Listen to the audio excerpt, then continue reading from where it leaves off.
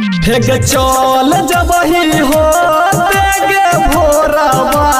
गे जान पोछा तो के लोरावा चल जबही हो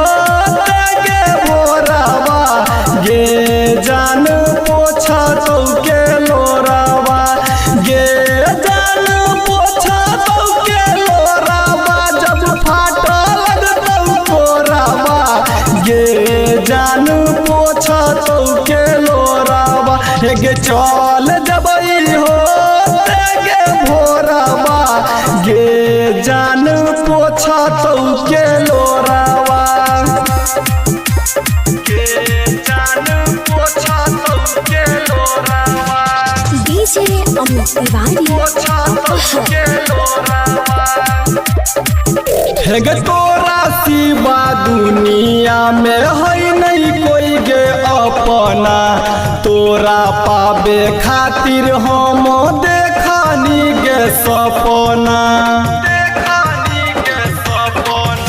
गे तोरा सिवा दुनिया में है नहीं कोई गे अपना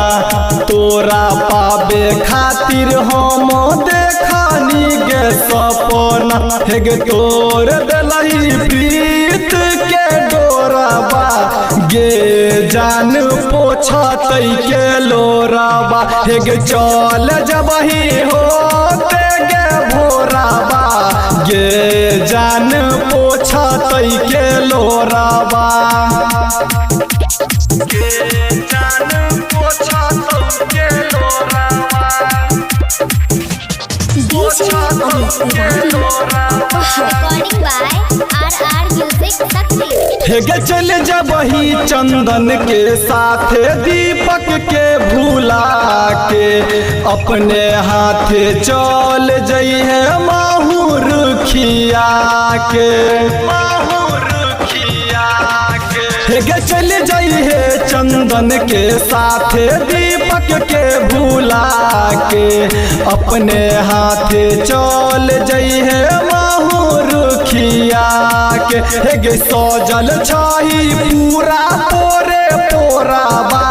गे जान पोछा तो के लोराबा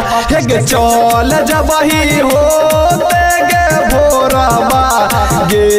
जान पोछा तो के